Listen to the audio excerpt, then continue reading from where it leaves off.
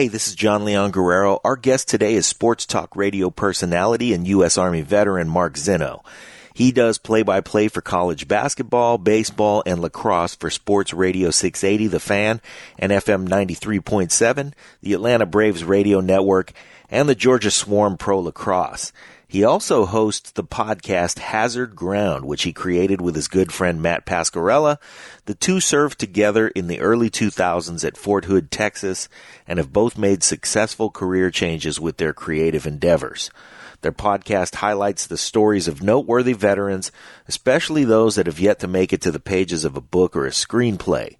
In this format, they're able to take advantage of the independence of the podcast medium to connect with their audience through the stories of the many service people who've done remarkable things in their survival of war or combat, or in their accomplishments since. Mark talks with Pete and Scott about his show, and look forward to hearing them on Hazard Ground as well. Here's our guest today, Mark Zinno. Lions Rock Productions.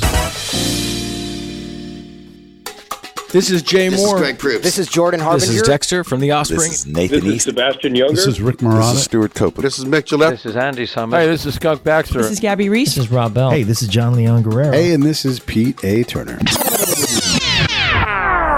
Hey guys, it's Mark Zinno from the Hazard Ground podcast, and welcome into the Break It Down show. And now, the Break It Down show with John Leon Guerrero and Pete A. Turner. Yeah, so I got Scott Huesing co-hosting with me in his luxury hotel robe. I think he's somewhere in the Midwest, and we got Mark out in Atlanta. So this is a cool episode of the Break It Down show. A lot of podcast experience on the line. So we have Scott for a limited time. So I'm going to let Scott go first, and then we'll catch up and fill in the blanks. Go ahead, Scott. Yeah. So this is cool, man. Like, we're covering almost every time zone on this podcast, which is pretty unique, I think. I don't know if we could get someone on Mountain Standard, maybe. I don't know. Yeah. Mark, Matt, if you're listening, we love you. I call him Matt. I signed his book, Matt. I fucked that up because I'm not good with names. But hey, Mark, it's so cool to have you on the Break It Down show. And I love cross-pollinating podcasters, entertainers, veterans, and everything we do in this medium. And just looking at the Hazard Ground podcast guest list, I mean, how many degrees of separation would you say there are between me, you, and Pete? Oh God, one, maybe two. I mean, you know, as you mentioned, the cross-pollination is unreal. It's funny, since I started doing this podcast, you know, you always talk about how tight-knit the veteran community is, but it's amazing how, you know, it really is a degree or two away from everybody else. I mean, it's the amount of people that we've been able to connect with who know each other and just name drop. And it's just like, well, yeah, I know that person. I know that. And it's so easy to pass off. And I'm not talking about like, I know of that person. Like, these are people who know each other well. You know, they've served together or they've crossed paths in different forms of life. And, you know, as the more we do this, and Scott, as you know, it's amazing how many people you've sent to us and how many people, you know you from your time. And it's unreal how tight-knit this community is. Yes. Well, I mean, talk a little bit about that, how that matters to you about this connection, because you said name dropping, which is cool in Hollywood and New York scenes to name drop and say, you know, this person. But for us in this veteran space, man, it's really authentic. And all these people and all these big names that have done so many great things, they're not just billboards. They're real people, and they're willing to do things for you. I think it's important to talk about the authenticity of it all. Wouldn't you agree? Well, I think that it speaks to, you know, there's name dropping and then there's action, right? Like, there's a lot of people through, you know, my career, my civilian career and everything that I know that I could name drop. And yeah, I've had a cup of coffee with this person, or I've sat down for lunch with that person, or, you know, I've interviewed that person, and that's all fine and good. And it tells a great story. But there are other names that I could literally tell you in the veteran community that I would drop, that if I picked up the phone and called that person and said, look, I need this, it gets done. It's not even a question of whether or not they want to do it. It's just because we have that sort of tight-knit relationship. And I'm not even talking about people I've served with. You know, there are people who I've come into contact with through the Hazardgram and through, telling these stories, that if I picked up the phone and called them now and said, listen, hey man, I need a favor, they'll do it, because we have kind of broke bread together, and we have, talked about our experiences together. And even though we didn't serve together side by side, we've had the ability to, serve together in a different capacity in helping other veterans. And because of that, we're connected and we'll do anything for each other. Absolutely. Connecting people. Pete and I did a podcast up in the Bay Area with Colonel John McKay. And at the end of it, his wife says, I love telling this story, Petey. She says, I know you're a writer and an author, but what do you do? And Pete jumps in and he goes, well, Scott's a connector. He connects people. And that's probably the best job description I've ever gotten at this juncture of my life. And I think that being able to do that, to not only connect people in your network and share that, and when you look at something in this realm as podcasting or doing interviews and sharing great stories is what it's really about. It's not about content. It's about getting the stories out there. And when you say, hey, I'd like to meet this person, it's not even a second thought to share that connection, because, I don't think anyone ever gets tired of telling that story. These people have a passion for it. People like Woody Williams. I mean, that guy's been telling that story, Medal of Honor recipient on Iwo Jima, flamethrower and Japanese enemy soldiers out of pillboxes for 75 years. I mean, that is remarkable to be able to do that.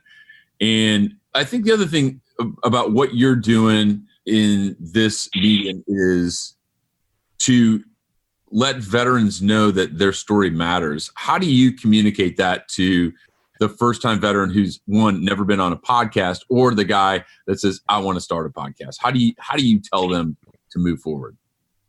Well, I kind of keep it just generally relaxed in a sense where, it's two guys or two people who wore uniforms sharing their stories with each other. And I want to keep it conversational. I mean, I think when they start to see the guest list that we've had, and I think they start to see the impact and the reaction that people have to the stories, I think that's when it really hits them that their story matters and that they have an impact. I mean, I think overall, the idea of convincing somebody that their story matters, it all boils down to the fact that we want to hear it and we want to tell it. I mean, the one thing I think that's great about the Hazard Ground is that, sure, there are Medal of Honor recipients on there, both from, the current war on terror and previous ones. And there are some people who've done some very notable things, as you know, Scott, the stories are made in movies, books, whatever it may be. But we also have, the E4, the specialist who just went on a deployment and had a story to tell. And I can remember one of the most memorable episodes for me was from a former specialist. Her name was Margot Mange, and she just told an incredible story. But there was nothing special about anything she did, but her complete honesty, rawness, and vulnerability about what she went through and what she saw and how she feels about it, to me, made it one of the most memorable podcasts that I've ever done on the Hazard Ground, because it's just such a different perspective. For those who don't know, I mean, I'm still a colonel serving in the reserves. And so at my level, I see a very different picture, and you forget how refreshing it is to talk to, just Joe, the average soldier who doesn't really have a filter for what the government wants or what the command wants or what anybody wants. They just talk and they tell you that story. That, I think, is what kind of makes our podcast special, in the sense where we can get that sort of emotion and that rawness from people because they're willing to tell it. And I think part of that is making them comfortable and letting them know, hey, I'm like you, you're like me, we're the same. Let's just have a conversation about it. Yeah. Do you find that when you tee up an interview, there's certain questions you want to ask that, I mean, one of the things Pete and I talk about as far as doing a podcast or writing stories, interviewing great guests is, asking the right questions. I mean, it's cool just to bullshit on the air about what's going on in your life, or talking about your book or your movie or your job, or how do you craft that? Because there is a skill to it. I mean, how much of the trade do you study? Because as a professional soldier too, that you have to be a student of the craft. And in this medium, to really be relevant, to get the right guest, to ask the right questions, like, I mean, what goes through your mind when you're thinking, man, I want to ask this guy this question? I mean, I think the first part of being a good interviewer is just listening, right? And paying attention to cues in their voice. And remember, we're not doing this face-to-face most of these, so I really have to be intent on trying to pick up tone and inflection and everything else, and realizing what is a sort of sensitive topic or a hot button issue for them. Sometimes when it's face to face, it's easier because you can look in their eyes, you can see body language, you pick up on movements and things of that nature. So there's a little bit of a challenge there, but I think it's listening first. And, I just try to use the benefit of my experience and think of the things that I went through and say, well, and think to myself, well, this is what I would do there, or this is how I would react. And I wonder how they reacted. And that kind of leads to the question. I mean, yes, there is sort of as you hinted, a professional skill to interviewing that's important. And I would say, for me personally, I think, the more of these that I've done, the better I've gotten at. The more I have been able to pick up on those cues and those clues for what's really interesting. But I think also part of it is being able to push the envelope a little bit and understanding how tough some of this stuff is. I think a lot of times, and I've said this repeatedly, if you take the average Joe and you put them on Good Morning America and they have an interview, or you put them on with Katie Couric and they're having an interview, they know Katie Couric, despite, having been over to Iraq at some point, and I know that because I have a picture with her in Iraq, but despite having been there, hasn't walked the same ground that I have. She's been there, but she hasn't lived it the way and people in Good Morning America haven't lived it the way I have. So if they ask me a question, and as candid as I want to say, I'm going to give them a very broad, general answer in terms that I think the masses can understand because I'm speaking to an audience in that sense, right? When you get in a room with somebody like me and I ask a question, there is, Scott, if I ask you a question about what you did in Iraq and Ramadi, I have a good idea of what the answer is before I ask it. You just have to fill in the kind of minute details for the rest of me. You don't have to explain to me the environment, the context. I know all that already. So it's easy for them to talk to me knowing that I have been deployed multiple times, that I've lived through this stuff, that I've been shot at, that I've been blown up. And, I've survived all these things to live to tell about it, that I've seen, bad things on the battlefield, that I've been at a memorial ceremony, that I've carried a wounded brother off the field. Like, these are all things that they assume that I know, and they know that I know. So it's easy for them to just get to the heart of the matter and give me the details. And once they do that, that's when I can really jump in and start honing in on some central kind of, ideas of things that may bother them, or things that may be a hot button issue, or things that they're going to get stuck with. And I think it's also a matter of vulnerability. I think that they're okay with being vulnerable with me because they know it's not a judgment zone. I'm not sitting here judging them for being emotional about a bullet whizzing by their head, or I'm not sitting there being judgmental about them not wanting to go back into combat again a second time because they've survived it once. These are all very natural feelings that we all have, but we may feel like we'll be looked upon poorly by people who haven't had that experience. So I think there's a big component to that. You were talking on the Blue Grit podcast, which everybody should check out. That was great. Great background on your stuff there. But you were talking there about feeling the feeling as a commander while deployed that you would roll the dice so many times that you couldn't keep getting away with rolling the dice, and it caused you a lot of stress. 'Cause how do you lead through that and also accept the reality that you are right? At some point, the dice have been rolled enough times that you're out of chances. Yeah, and that's something I struggle with a lot. And I mean, I think about it often, even to this day. And because whenever we talk about combat and the unforgiving nature of it and the randomness of it, the hard part for me to reconcile, and I'll never get an answer for this, is why I'm still here and other people aren't. Why I can walk to wherever I want to go with my own 2 feet for the most part and have no physical or mental ailments or, things that I'm dealing with every single day. And yet there are dozens and hundreds of people I know who don't have the benefit of that. And that's not necessarily survivor's guilt, but I just don't have a good answer as to why I'm there and I'm not, because I know that there are things that they did 100% right in their training and it still went horribly wrong. And I've watched people execute things horribly wrong from a training standpoint in combat, and it still works out well. So with that, for me, it's one of those things where it's like, I don't have a good answer as to why I'm still here. It's only by the grace of God. And, not to get too religious, but I am a man of faith. And so I look at it and I go, there has to be some sort of divine intervention, that there's a greater plan for me than other to, give a message of how to live a life as a wounded, combat vet, that I have to be able to provide to everybody. And I think this podcast is part of that. But, aside from that, it is a big struggle. I don't have a good reason why I'm here. I did what I thought I was trained to do. I hope I lived up to the standard. I hope my soldiers felt like I did what I was trained to do and I led them the right way, and that they had confidence in me to bring them back alive. But it's combat in and of itself is so unforgiving and so random that,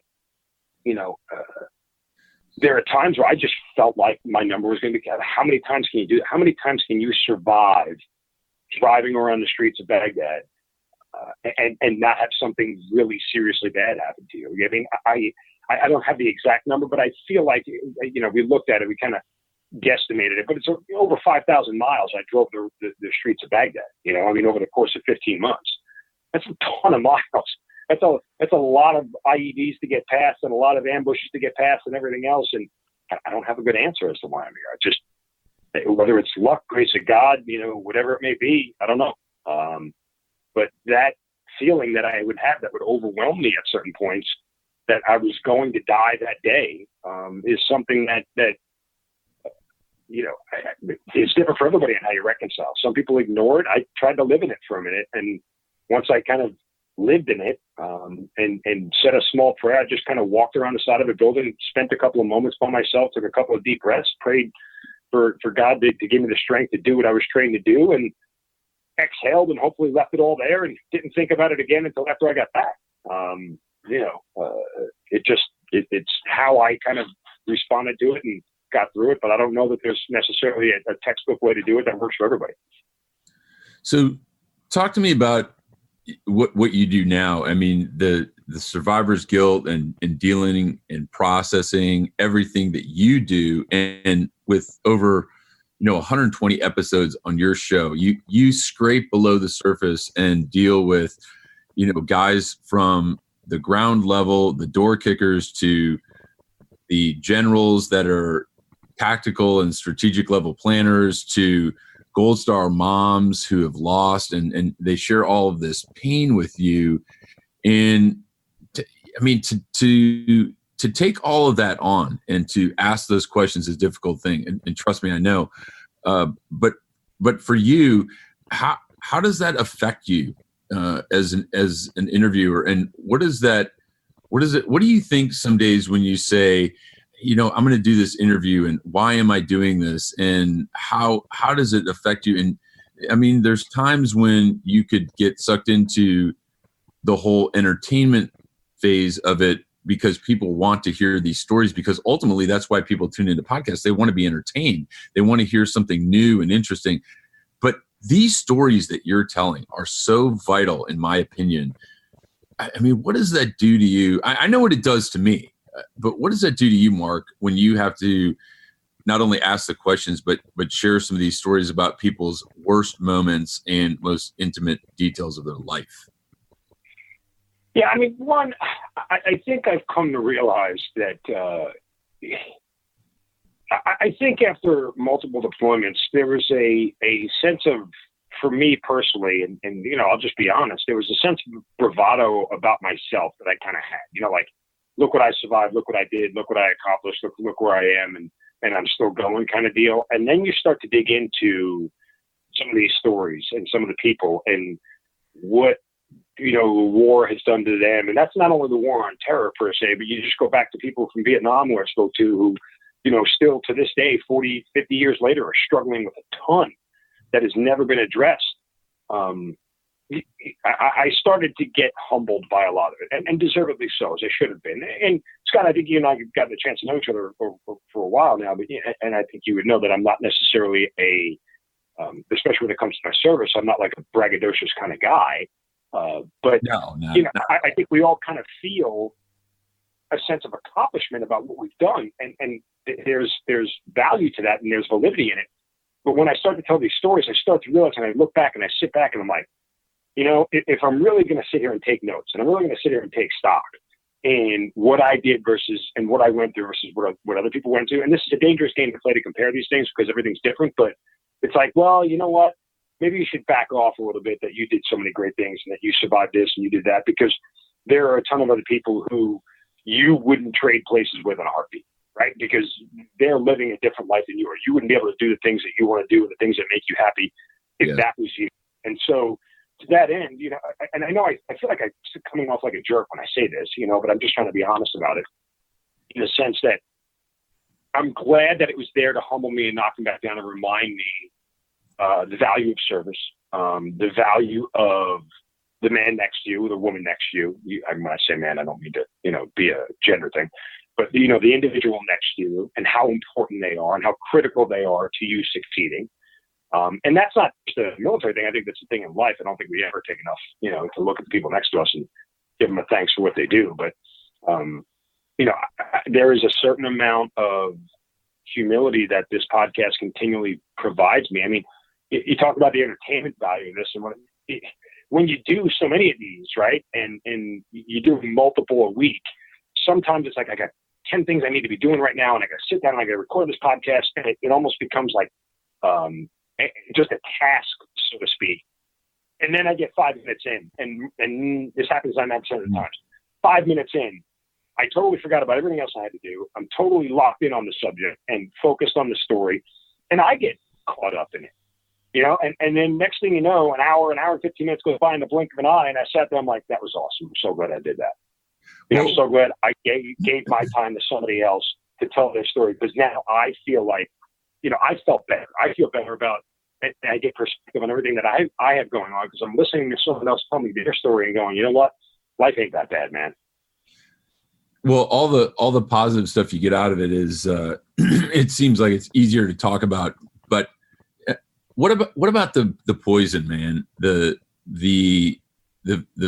vitriol that comes through in social media, and people that send you instant messages or emails and they say, "Hey, Mark, shut the fuck up. Like, you're not doing us any good. You're not doing us any justice." I mean, what do you get emails like that? I mean, they're out there, and you know, people always have something to say. Normally, the least informed, the least educated always have something to say. But how do you deal with that when that comes through the line? I mean, we get that. It's from time to time. We're not immune to that. What's the worst example? Give me an example. What bothers me the most sometimes is when people discredit the guests, right? They're like, oh, that's not really what happened. I know that person, and that's not how the story goes. And you might want to double check into this, that, and the other. You know, his story is BS. And I'm like, the first thing I go is, well, did we do our part? Did we do enough research to figure out whether it is? Because I think one of the things that people will generally assume, and we take this part seriously about our podcast, is that everything that's being said there is the truth. Like, we're not just putting out these stories of heroism and everything else to garner attention or gain an audience or make money, which, oh, by the way, we don't make any money on the podcast. Just want to put that disclaimer out there. But, you know, we're not doing anything in that nature just to, you know, as I said, garner an audience. We want to tell an authentic story because we believe that is the most important thing that people need to hear. And we've had so many cases of, for lack of a better term, you know, stolen valor across the board in our country multiple times over, both by people in the military and people not in the military. But you get the point, that the last thing we want to do is be inauthentic or be disingenuous. And so when those sort of things come out, my first question is, did we do enough? Like, did we do enough research, and how did we get caught in this spot and we're going to look bad and everything else? And I think there's a certain amount of, when you enter into the social media space and you enter into the podcast space, it's a free realm that you have to be willing to deal with. I think we do our best to vet the comments and the validity of them, and we'll certainly reach back out. We always reach back out and respond. I mean, even if it's like a guy just trolling, we feel it's in our best interest to at least give them the time of day. If they're willing to listen, then they deserve a response from us, good, bad, or indifferent. And we always ask them, if you have any information that you can provide us, any documentation that you can provide us that would shed more light on this, we'd appreciate it.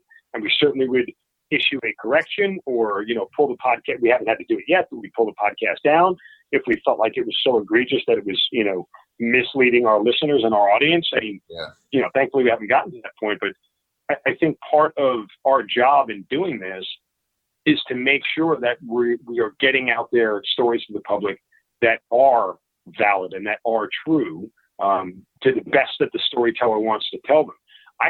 There's nothing we can do about a storyteller embellishing, right? Like, I could sit here and tell you, I could take 5,000 miles and put it to 10,000, and no one's really going to be able to verify, how many miles I actually drove, because to be honest with you, I can't verify it. We're kind of, as I said, we guesstimated it, but I could have guesstimated a larger number if I wanted to, and no one would be able to do it. There's not much we can do to help that.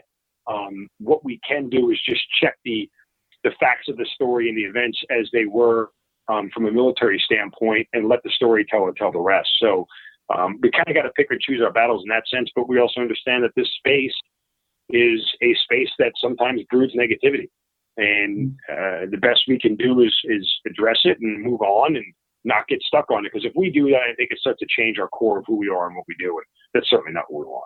Pete, do you have an example of that, of the negative stuff that you've gotten through? We've been pretty fortunate similarly where there's people sometimes that say things, but for the most part, here's what I know from being in a lot of combat is if you ask everybody what happened, we all saw the same thing, but there are, that many people's numbers of the truth, and they're not all the same. So you can be in the same patrol and have totally different outcomes, and everybody would be right. So I tend to side with the storyteller, because that's it's their prerogative, it's their story, and if they think it needs a little color, then so be it. It's just like questioning a commander who's on the ground in combat on their decision making. It's really a challenge to do. So if that's what they experienced, if that's what they saw, then that's what they saw. And I, like Mark, I will always respond to people who respond to the podcast, to a point. I'm not going to get involved in a long drawn out thing, but I do respect that they took the time to engage, and at least thank them for engaging. Yeah, I agree. When you get thousands of people listening to your podcast, and Pete, at episode 500 now, and Mark, over 120 episodes, that's a lot of input that people are jamming down your throat. And to be able to respond personally to it, I think really speaks volumes to you guys as professionals in this space to be able to reach back out to these people and answer their questions, because I think that is really what's most important is creating that connection. And you guys are most certainly doing that by creating these podcasts. And, I think that's important in and of itself. And Pete hit a huge milestone, episode 500, but I guess the question to Mark would be like, so the next 120 episodes, what are you thinking? I think we would like to just be able to be a place that people can go to hear stories of American heroes and the work that they've done, and continue to be a place that isn't clouded by outside distractions, whether it's monetary gain or notoriety or anything else. Look, I would love for this platform, this podcast to be a platform that everybody in America knew about. Not because I'm looking to, put some money in my back pocket or gain some sort of personal notoriety as the host of this podcast and everything else. I want it to be that way because I want it to be a place where people can go for stuff that isn't affected by the rest of the outside world. If you look at some of the guests that we've had, and they've gone on to some great things, and if you follow them on social media, you see they're being, put on this TV show, and they're moving here, moving there. And I wouldn't take any of that away from them. But in the same respect, there is a certain amount of outside influence that people are almost using and abusing the individuals for their own personal gain. And a subject that I've talked about a lot, we see that in the sports world. Let's have our hometown hero of the game. Look, that's a nice gesture and all, but you're not doing it necessarily for them. You're doing it for you. If you ask the average Joe, okay, the average soldier, whether it's a PFC or a sergeant or whatever, and a professional sports team goes, hey, would you like tickets to the game? We'll put you up in the skybox and we'll feed you, get your drinks, and you come out to the game, you'll be our hometown hero of the game. No soldier is ever going to say no to that. Why would they? Right? But at the end of the day, once that day is over, you're doing nothing else to benefit the individual. nothing else sticks. And so while it's a nice thank you and it's a nice pat on the back, the only difference between that and walking up to someone and shaking their hand and saying thank you for your service is that you provided them with a monetary benefit that they wouldn't normally get on their own. But other than that, the genesis of the two events are the same. It's, I just want to say thank you. Fine. But when you do it on a grand stage like that and you put yourself out there and then we put social media blasts behind it, and check out this video, check out what we did, and check out this, that, and the other, then it becomes more about, let me show you how great I am. It's essentially bragging how much money you put in the collection plate in that church, which is the most annoying, egregious thing you can do. No one goes home for a church and goes, yep, I dropped the 50 in the plate today. No one ever says that to somebody else because you look like a jerk. And so when these professional sport teams get involved and want to kind of use us as goodwill to help them look like a great organization who really gives a rip, that's where I start to get aggravated. And that's what I want to stay away from with the podcast. I don't want it to become commercialized. I don't want it to be something where people are looking at it and going, they get some sort of benefit out of it. I mean, look, go back to that whole, Special Forces motto, quiet professionals. Like, everything you do in the background is really what matters. What you do in the foreground is only for show. It's all the other stuff that goes on in the background that really states your intent of where you are. And I feel like that's what I want this podcast to be. Just a place that people know about that isn't trying to do anything other than tell amazing stories of people who have sacrificed and given so much for this country. That's Matt Pascarella's job to make you look like a jerk. Like, Mark, be more jerk-like, so people tune in, and we get Mark spun up so he like jumps off the rails and goes into political and ethical challenges and dilemmas. And hey, Matty, if you're listening, brother, we love you. But we do love you, Matt. That's his job as a guy behind the scenes too on the podcast. But it's you're doing it, man. And I think that, again, you and the show and Matt behind the scenes are great examples of this post-service commitment. And whether you're in the reserves or still connected, telling the stories is important, and somebody's got to be the voice. And despite any of the haters that are out there thinking and again, we don't make any money off of this. People are disillusioned if they think you're funding your kid's college fund with podcasting, because it doesn't happen. Writing books doesn't happen. But being able to tell the stories and ask the questions so they don't get lost. I mean, think about the space we'd be in right now in World War II or Korea or Vietnam if there was podcasting. I mean, think about the volumes of stories that we would have from these veterans if we had this medium back then. It's mind-blowing to even think about. And every time I get on with you or I get on a show with Pete or anybody for that matter, I think it's really cool because we always talk about something different and we peel back another layer. And, I think selfishly, as you know, my goal is to be on Hazard Ground 5 times like Saturday Night Live and get that jacket. You're the Justin Timberlake of the Hazard Ground podcast. Yeah, I want to be. That's my goal. Everybody should have goals and remain mission focused. That's our mantra. So Mark sent me an email like, what is the jacket going to look like? He's a fashion designer too, PD. Oh, is he really? Yeah. He's got a whole thing going. Nice. Oh, yeah.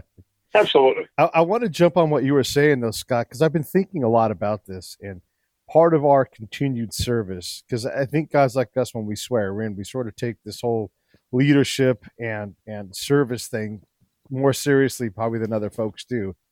I think we continue to serve in this regard because we're not allowing our peers to just bottle up those stories and hold on to them. And collectively, as a storytelling community, we're starting to see that sharing these stories, Rudy Reyes telling the story several times over of having a gun in his mouth, and all of these different guys that have found a way back, we're kind of laying the path for those other folks that are out there and doing our damnedest to try to save some lives, and also like teach us in the future, like this is the cost. These are the things. You do drive 5,000 miles through Baghdad at 10 miles an hour so that anybody can get the jump on you, but also you can't go fast because that's even more deadly. So understanding these things, I think, is a new form of service and how we help our future peers, but also help our current people that are struggling the most. Yeah, to anybody listening to this show or any episode, I think it's important, and I'll tell you, Pete, and you, Mark, is this comes from reading Rudy's book, Rudy Reyes. It's called Hero Living, and being able to accept the fact that you are doing great things. And we're so fucking humble at times, almost to a fault, where we don't acknowledge this medium in podcasting and sharing these stories, but you're helping people. I mean, Mark and Matt, what you do on Hazard Ground Podcast, you've probably saved lives. And I don't think you ever stop and take stock in that. And I know that's not why you do that. You don't wake up in the morning and say, oh, I'm going to drop this great podcast today, and hopefully I'll save 5 lives of veterans. Saving lives. Yeah. But, the reality is you are. And I think it's important to share that message. And it wasn't until I read Rudy's book that he is comfortable with that, as outgoing and as gregarious and everything he does, he remains extremely humble, but he's also realistic in the fact that by sharing his story, it helps other people share theirs by getting on and relating. And I think I'm saying this is kind of a testimonial, I guess, but there's no real question in it. But I just want to acknowledge that, because I think what you're doing is great. And I'm really humbled to have been on your show and to share guests with you and to be on with Pete and to continue to talk about things like this, because those are the important stories. Those are the things that never get told. Those aren't in the mainstream media. And I know Mark has tons of views about what goes on in the mainstream media for certain. But what you're doing on this show and others is, I think it's remarkable. So, how important is that in the next 120 episodes? What do you want to get out of this show? I mean, listen, if we can touch people in any way, right, and affect their lives in any manner, positive, as far as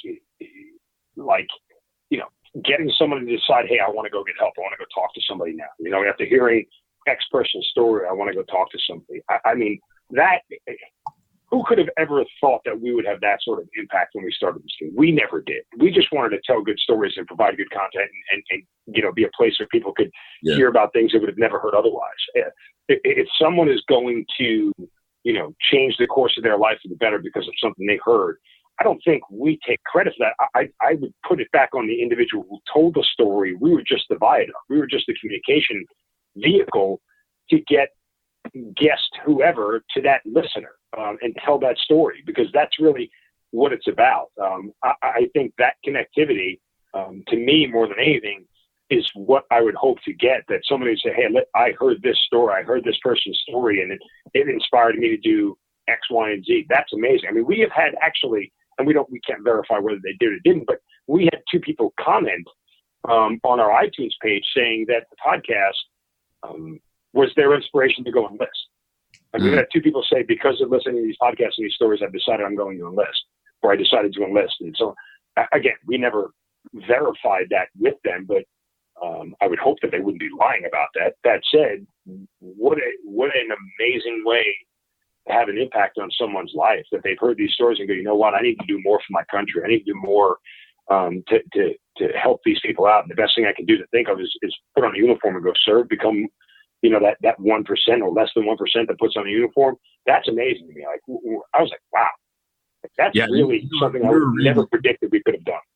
You were reading my mind, because that was going to be my next question, was what are the testimonials like when you hear that and share an example of a testimonial where someone reached back out to you after listening to a certain episode and said, hey man, I listened to this show, I listened to this interview, and I decided to enlist, or I got a job, or this reconnected me with my family, or, I think for me, that's the most powerful, is when you get those testimonials or random instant messages or emails from total strangers that say, Mark, this helped me. I mean, what's the best example you have of that? I think one of the best impacts we can get from there is actually more from the non-military listening audience that turns around and says, you know what, I'm going to go donate to that person whose charity they came out. I want to go give some money to them, or I'm going to go, find an RWB chapter, red, white, and blue chapter in my area and go do a run with those guys, or I'm going to go look for a way to now, give back to the lives of veterans. Give us a personal example. Like someone wrote into the show and said this. I mean, is there one that sticks out in your mind? Not really, because I don't, to be honest with you, I let Matt monitor most of those comments. And the reason I do that, but here's, I don't want it to change what I do, right? I don't want to change the way I execute each show, because some of that stuff can get in the back of your mind and affect you, it's almost like a mental terrorist, it's like when your ex-wife looks at you and just says, oh, no, that's fine. That's fine. Everything's fine. You're like, that doesn't sound like it's really fine. And it just sits in the back of your head for days going, the hell is she talking about? All of a sudden something's going to explode. So I don't want to, look at it and go, I keep seeing this comment, maybe I'm doing something wrong or whatever. If Matt and I, we go over the comments, he'll bring it to my attention and we'll talk it out and we'll discuss it. But I try not to get too much into that because I feel like it will alter what I'm doing from an interview standpoint. And so, everything that I know of, I get from what Matt tells me. Every now and then I'd be lying if I said I didn't go and check and just cruise and say, hey, what are people saying these days? What has anybody said? But I can't think of necessarily. I know people have said that they have decided to donate to X charity, whatever it may be, or have decided to go help out in their local communities with veterans and veterans affairs and enriching their lives. I think that is, if we can engage the non-military community, because engaging the military community is easy, right? Like we'll always rally for each other. Yeah. Scott, if you called me up and said, listen, I need you here for this X, Y, and Z, it's really, really important. I'd move heaven and earth to do it just because, we have done that for each other. But if we can activate the non-military community to start understanding more about who we are, what we do, what we're dealing with, how we're going to overcome it, and be part of all that, then to me, that is where we really start to make money and really hit a home run. Yeah. Because it's so easy for us to take care of each other as veterans because that's all we know. It's what we're taught from day one, right? Look out for the person next to you. Don't screw your buddy over. So we that's all we know in the military. It doesn't matter what branch. And from that standpoint, I believe that when we start to engage the non-military community is when we're really winning. This episode of the Break It Down Show is brought to you by Lions Rock Productions. That's us. We publish, evaluate, and develop podcasts just like this one, consult others to build their own, and create associated content and content marketing strategies. So if you're launching or expanding your social media presence, your business, or your personal brand, or if you just want to take your media presence to the next level, reach out to us on Twitter at Pete A. Turner or at JohnLG69 at the Break It Down Show. There's 1,000 ways to get a hold of us. Now enjoy the show. That's all we know in the military. It doesn't matter what branch. And from that standpoint, I believe that when we start to engage the non-military community is when we're really winning. So Totally when agree. you engage that community, how do you, because podcasters are leaders in this kind of thing, right? We're leading that message. Apart from, going and joining this group or that group, what else do you do to kind of give them a pathway to it? Because sometimes time is not available. Sometimes money is hard to give. How do you help teach the audience what to do when they want to engage and provide help? I think that comes from getting them to understand first that they can have an effect. Because a lot of times it's not a lack of desire to help, or it's not a lack of desire to want to help. It's a lack of understanding how to help, right? And really the way to do it. It's not what to do, it's how you go about doing it that makes an actual impact and can change somebody's lives. So from that standpoint, I really would like to be able to, get them an understanding that, look, here's how you can make an impact. Here's something that actually means something in the lives of veterans. And it's not always just, hey, reach in your wallet and throw some money towards whatever organization. But it is going out there and being a friend. It is going out there and giving your time to somebody else.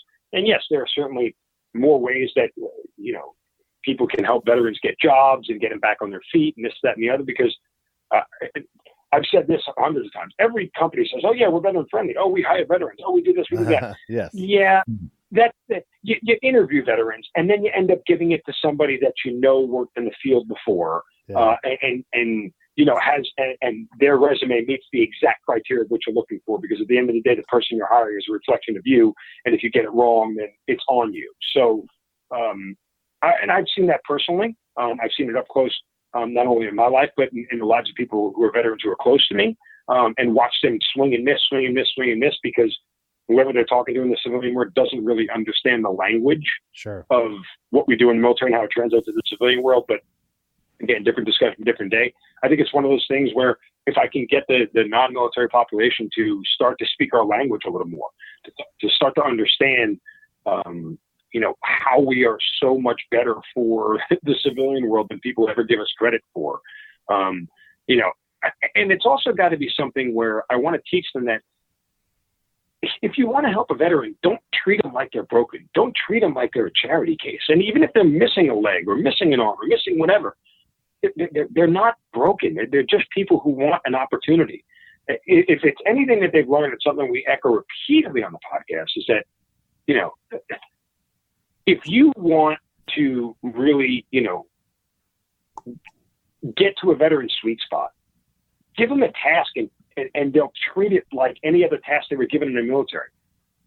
Got it, Sergeant. This is what I'm supposed to do. Okay, I'll get back to you when it's done. And that's the way they operate best. If you can give them tasks, they'll treat them like missions, and they'll work on mission accomplishment because that's what they're trained to do. But the idea that you have to sort of baby them or treat them differently, and no, you just got to give them the opportunity to show you that they can make an impact, and they'll do it because that's what they know how to do.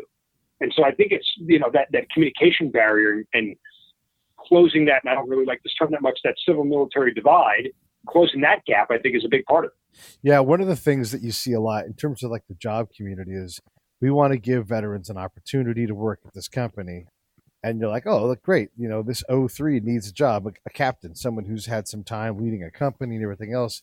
And it's entry level. You're like, well, okay, you just took a person who was making a significant bigger amount of money with a lot more responsibility, and you just compress them down to something. And yeah, it's a starting point, but there is, you wouldn't do that to their civilian peer. You wouldn't say, hey, person who was a project manager and running a multi-million-dollar project and trusted to do it, why don't you go grab his forklift and move pallets around this warehouse, and then we'll get you to the next level in a year or two.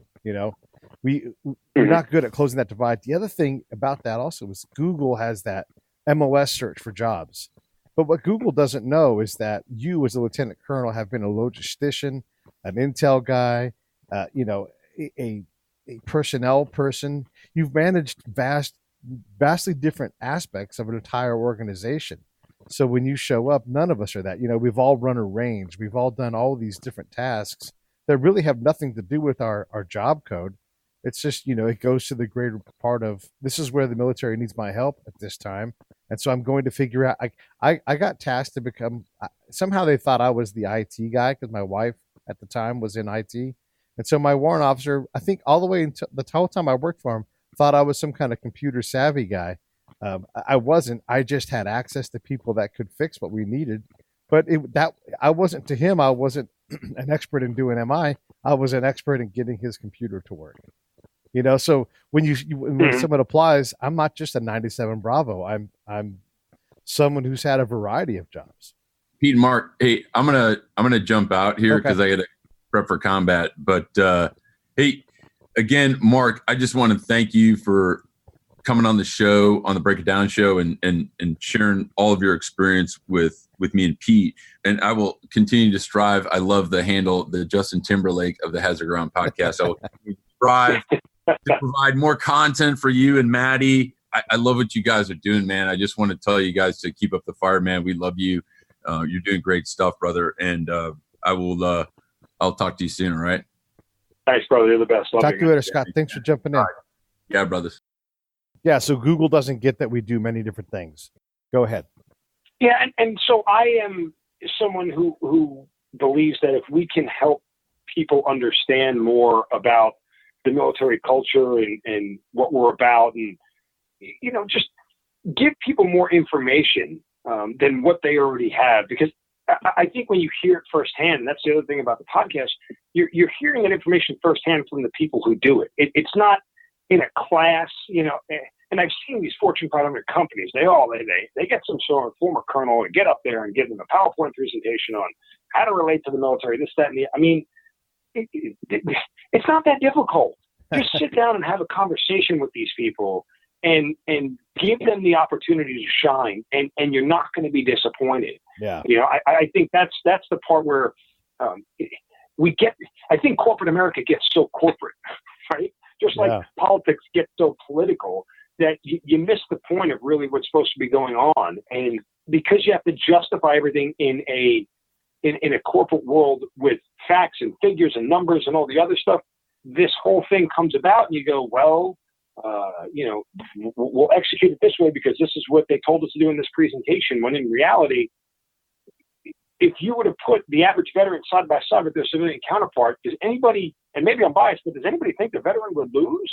Because I don't. At least, percentage-wise, I bet on the veteran 80% of the time. Yeah. I mean, I would too. I do know that, like, when companies like Hilton, I know those guys, they make these big claims. It's really easy to fulfill your claim by carpeting the floor with veterans and saying, we're a great place for veterans. And again, starting us off at, tiny salaries compared to what we were just working. So I know in terms of how I have experienced it and what I've seen is it's very simple to underestimate what we do and pay us a salary that benefits the company and selling a dream to somebody instead of saying we hire veterans. Any veteran resume is going to get a response, not from a robot. We want to hear from you. And they stick their necks out because the veteran has stuck their neck out. Like, we're really going to push this. This is going to be hard. We're going to screw some things up, but we're really not just, we're going to hire people. We've got to do better. We're going to put veterans all through the entire, vertical structure of our organization and put, because Mark, this, you're a colonel. By the time you reach major, if you don't have a master's, there's likely a problem.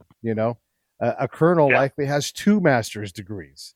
So why are we taking, and as a lieutenant, they're published, because you look at your lieutenant and say, Phil, write a paper.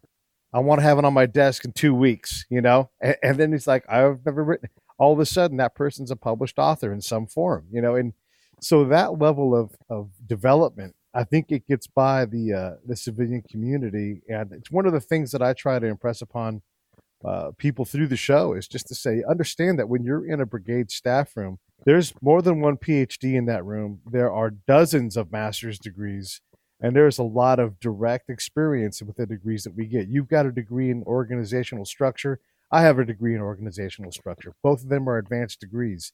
We can sit there as peers working on a very complex problem and then look at our organization, your unit, my advice to you in your unit, and have a conversation that any company would benefit from having that in their own company.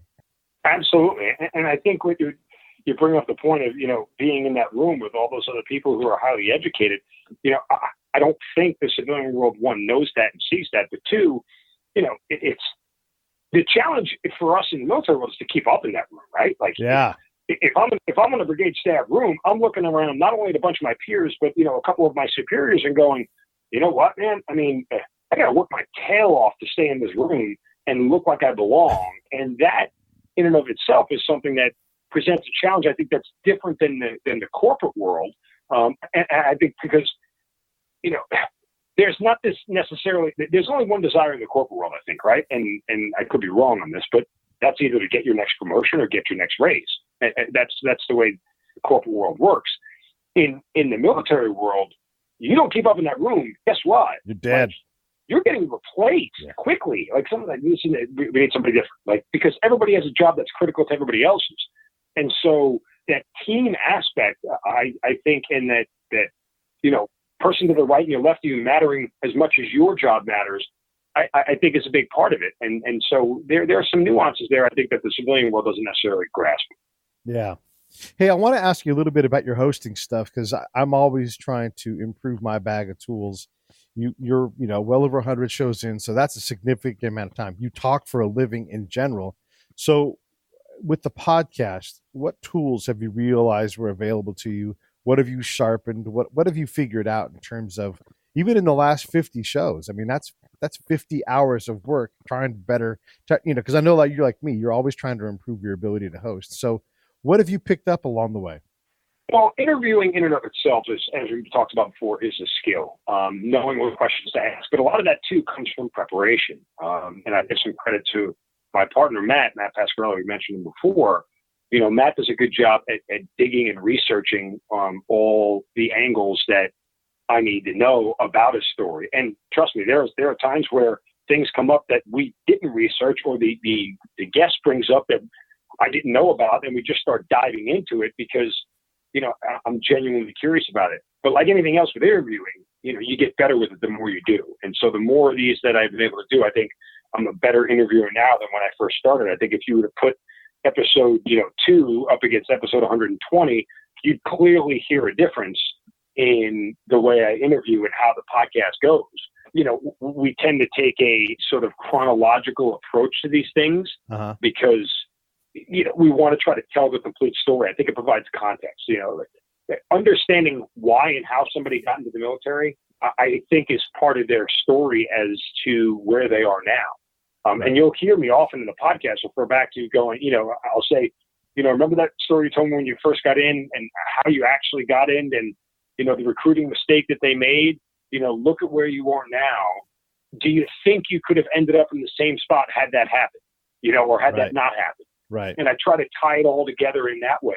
And I try to ask questions that really cause the guest to reflect on their experience. Sure. I think that's important because you could ask me about my military career and I could tell you chronologically everything that happened. But if you ask me to quantify the meaning of that or the impact that that's had, that's a totally different discussion. I over the course of my career, it's, thousands of soldiers I've been in charge of, from the platoon level all the way up to the battalion level. And the impact that I've had on those people, if you ask me to try to quantify that, it's an entirely different discussion as saying, well, when did you finish command here? And what exactly did you guys do? Oh, we deployed here. And then, we got called up for this state level exercise and we got called up for this state emergency, so on and so forth.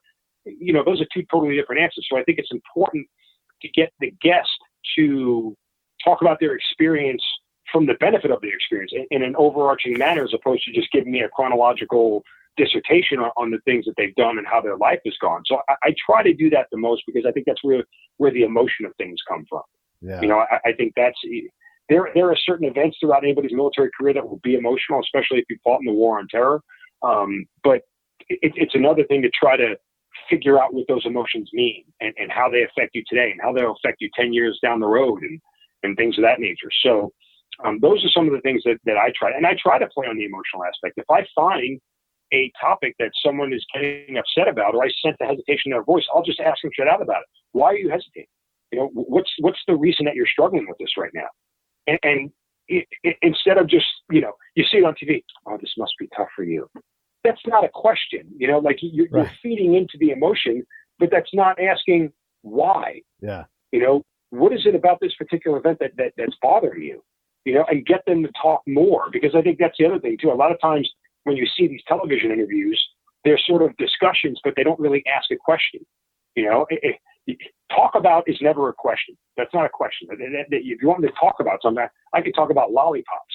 But if you ask me how much do I enjoy lollipops, it's an entirely different answer. Yeah. It just, you're going to get two different responses. I think that's a big part of it in interviewing, is asking more pointed, direct questions. And I'm not afraid to go anywhere. If they don't want to talk about it, they won't. I tell them that at the beginning. If you don't want to talk about something, just say I'm not going to talk about it. I'm not there to make somebody uncomfortable, because that's not going to get a good story. Yeah, right. And I'm certainly not there to get them to break news or tell me some classified information that's going to get anybody in trouble. I don't need that or want that either.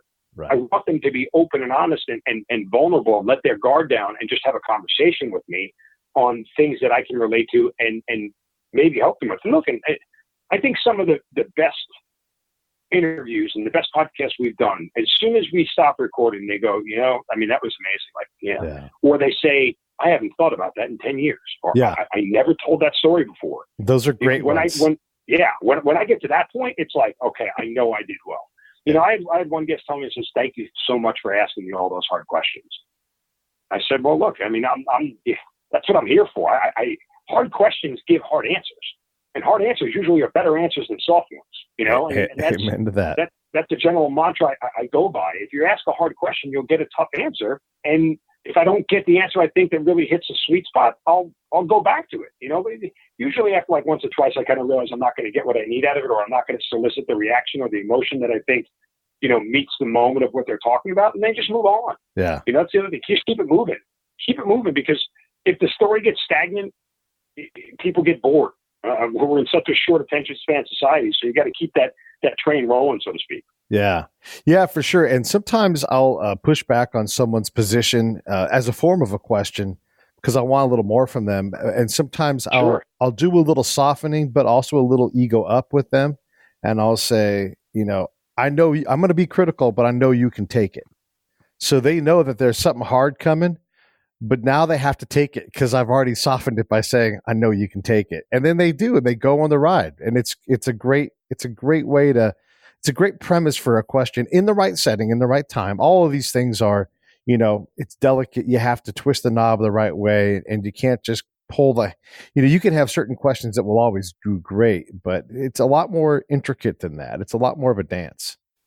And I'll tell you too, the other part of it is knowing who you're talking to from an interview standpoint, and sort of the culture of the military. I say this to my partner Matt all the time. We get these strategic 3- and 4-star generals and these, high-level sergeant majors and everything else. And he always asks me how to go after the fact, and I go, it's what you expect. They don't know how to give anything other than a glossed overview strategic answer. They're not going to get into emotional details. They're not going to give hardcore opinions, because for 30 years, they've had their head up their ass doing the same thing over and over again. I don't say this pejorative, had their head up their ass, but it's just like, they're so laser focused on the job. Yeah. And you don't get to be a 3- and 4-star general without being a type A driver personality. You don't get many type B generals. It just doesn't work that way in the military organization. I have yet to meet one. They all have that type A. Sure, they can be a little more laid back than those and not get hung up on small stuff. But for the most part, they all are hard chargers, because that's how you get to be a general in this organization. And so they'll give you a gloss over answer that doesn't have a lot of depth to it. And I'll keep, and with them, I'll push even harder. I'll keep going back to it, just to try to give me something. And they just don't. That's a great point. They're so trained not to. I want to wrap up with this too, and get your thoughts on it. But that's a great point. My time, I advised a number of generals, and what they all said to me in some form or fashion was they didn't have enough of the ground truth. They had plenty of people telling them things they already know, but they didn't have people providing actual ground-based context. And so when we ask them for these things, and I call it, they're in the spaceship. It's a totally different chow hall. They have hot showers every day. There's fresh bread. Their world is not our world. Like you and I, you're infantry battalion commander. I'm out there helping you guys. We're going out every day. We have a granular clarity, a ground truth clarity to what's going on. And they would love to have it, but those two things just rarely intersect. So, if I do go up to division to talk to somebody, chances are I'm not going to get free time with the general. Even if they want it, there's going to be too many other things going on. So you sit in the back row of the conference room and you chip in when you can. But as you know, the division conference room is even more dangerous than the brigade conference room. You really have to mind your P's and Q's. And, I always say, well, how do you guys work working groups here? Are we supposed to participate, or am I supposed to be quiet and just listen? And again, that's a rigged question, but that's my only way of getting in, saying what I have to say, leaving a truth grenade on the table and walking back and being alive later. Yeah. I mean, it's understanding the background of the interview subject to that extent is critically important. Again, let's just take it for the military people listening in terms that they understand. If you're in a leadership position, right, and you go down to a lower level and ask them a question, you get one or two responses. You'll run into one or two people. You'll run into the soldier, the Marine, the airman, whoever it is, who understands the idea of, I have to speak to respect to a position of authority, and they'll stand at parade rest and they'll give you the cookie cutter answer that they were trained to give, because that's what they were trained to do. Then you get the exact other end of the spectrum of the kid who just goes, you know what, if you ask me a question, I'm going to tell you, Sergeant. I'm going to tell you, Lieutenant, whatever it may be. And I'm just going to shoot straight and tell you exactly what I think, because guess what? What I say doesn't matter anyway. That's what they think. And so, you get one of those two answers when you go talk to somebody in a position that is lower than yours for the most part, I think. And I kind of treat it the same way. If I'm talking to somebody with X number of experience, I kind of understand most of what they've been able to do throughout their career because their position and their rank dictates it. That's just the way our organization is. Right. If you're a staff sergeant, the chances of you sitting in a brigade staff room are pretty slim because there's not many of them in there. Right. That's where the E8 and E9 sit. You're just not in that room, so you see a different view of the world. Sure, you may be on the battalion staff, you may be a company training NCO or whatever it is, but that's a totally different view of the world than somebody in the other room. And so the answer they'll give will be dynamically different to the same question because they only give it through the purview of their experience. So I think that's a big, big part of it, and understanding that. And when you talk to people in the military, if you don't understand the background, which again circles back to the main premise point of what I said earlier about going on Good Morning America, because you don't understand the premise of the background, you're just going to get a very blasé answer. Yeah. And if we want to make an impact and get answers that matter, we have to ask the question that they understand the answer to. Well, man, this has been a great hour. I love it. And so for the audience and my friends out there, we're going to reverse roles. And on, I think it Wednesday, you're going to do me, I'm going to do your show.